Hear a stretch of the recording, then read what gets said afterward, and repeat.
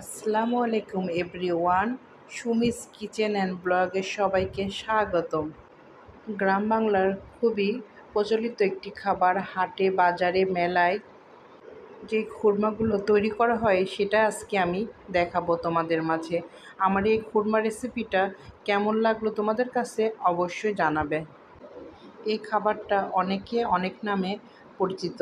আমি আজকে খুরমা বা মোরালি বা গজা সবগুলো তৈরি করে দেখাবো। এই খুরমাগুলো ছোট থেকে বড় সবাই পছন্দ করবে। এই খুরমা রেসিপিটা এত সুন্দর হয়েছিল বলে বোঝানো যাবে না। তোমরাও বাসায় ট্রাই করে দেখতে পারো।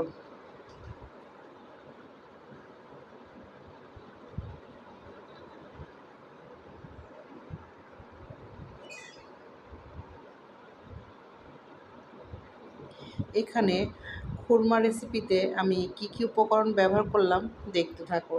এখানে আমি একটি পাত্র নিয়ে নিয়েছি। এরপরে আমি এখানে 1.5 কাপ ময়দা ব্যবহার করব।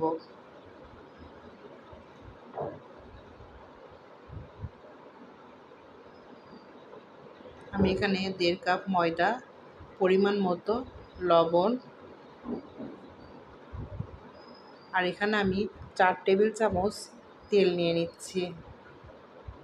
দিয়ে সুন্দর করে হাতের সাহায্যে মাখিয়ে নিব যতক্ষণ পর্যন্ত না দানা দানা ভাব আসে। মাখানো কমপ্লিট হয়ে গেলে হাতে নিয়ে দেখতে হবে, যদি দলা পেকে আসে তাহলে বুঝতে হবে আটাটা বা ময়দা মাখানোটা অনেক সুন্দর হয়েছে। এরপরে আমি পানি দিয়ে হালকা করে হাতের সাহায্যে মেখে নিব সুন্দর করে।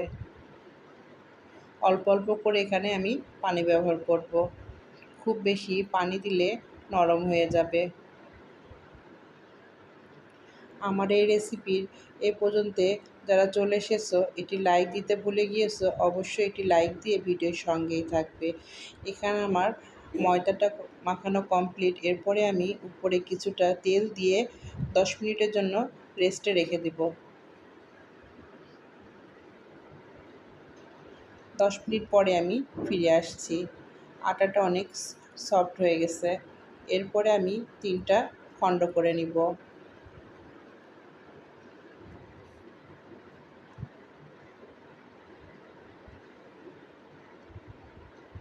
আমি এখানে 3টা খণ্ড করে নিচ্ছি। এখানে আমি ফুড কালার ব্যবহার করব।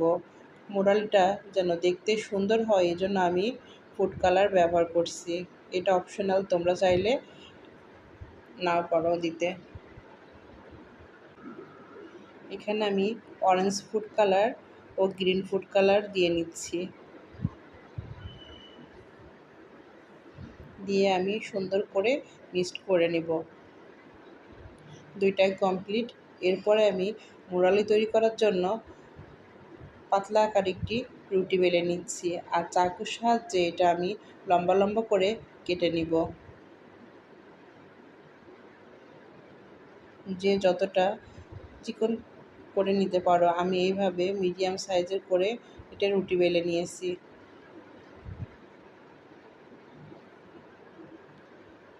এরপরে আমি এভাবে লম্বা লম্বা টুকরো করে নিয়েছি। আমি আরও যে গ্রিন কালারগুলো রেখেছিলাম বা অন্য অন্য কালার করেছিলাম, সেই কালারগুলো এইভাবে আমি এক এক করে কেটে নিব।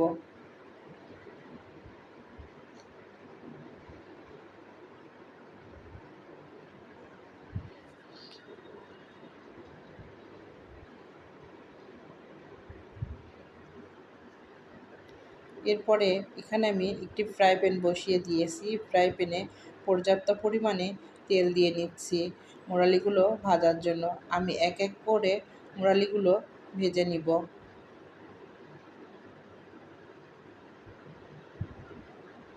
মোরালিগুলো ডিপ করে ভাজতে হবে। এখানে আমার মোরালিগুলো ভাজা কমপ্লিট। আমি এভাবে করে সবগুলো মোরালি ভেজে নিব।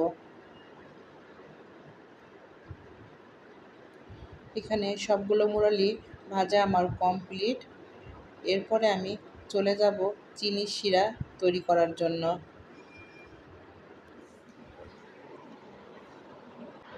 চিনির শিরা তৈরি করার জন্য এখানে আমি 1 কাপ চিনি নিয়ে নিচ্ছি। চিনির সঙ্গে আমি 1 কাপ পরিমাণে পানি ব্যবহার করব।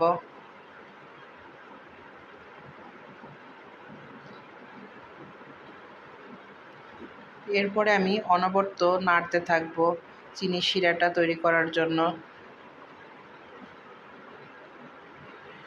এখানে টেস্টটা দ্বিগুণ করার জন্য আমি একটা তেজপাতা, এটা দারচিনি, একটি লবঙ্গ দিয়ে নিচ্ছি, ফ্লেভারটা ভালো আসবে এজন্য।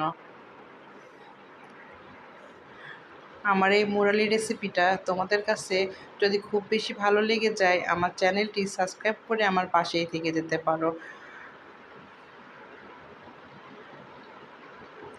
এখানে আমার ফ্লেভারটা বের হয়ে গেছে। এরপরে আমি এক এক করে তেজপাতা, দারচিনি, লবঙ্গটা তুলে নিচ্ছি। এখানে চিনির শিরাটা যতক্ষণ না ঘন হয়ে আসবে আমি নাড়তেই থাকবো। এরপরে চিনির শিরাটা ঘন হয়েছে কিনা আমি একটি পানির পাত্রে দিয়ে দেখে নিয়েছি। এরপরে আমি মুরালিগুলো দিয়ে নিচ্ছি চিনির শিরাতে।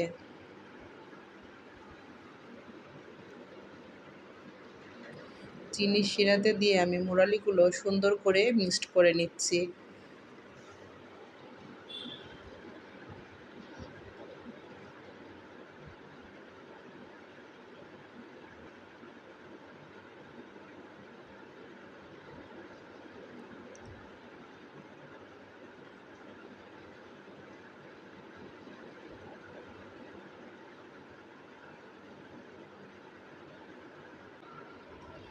মুরালিগুলো আস্তে আস্তে শক্ত হয়ে আসছে চিনির শিরাটা,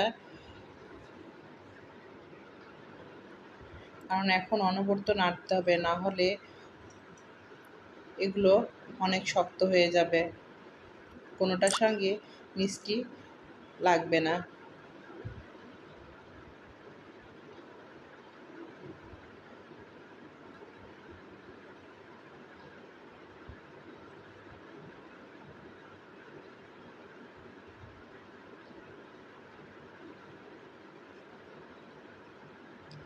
এই তো ঠান্ডা হওয়ার পরে মুরালিগুলো এত সুন্দর হয়েছে বলে বোঝানো যাবে না।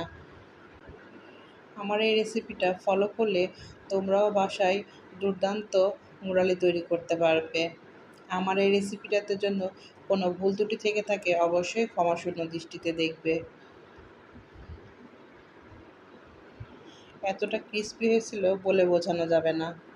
আমার এই রেসিপির সঙ্গে এতক্ষণ পর্যন্ত যারা আছো সবাইকে অসংখ্য অসংখ্য ধন্যবাদ।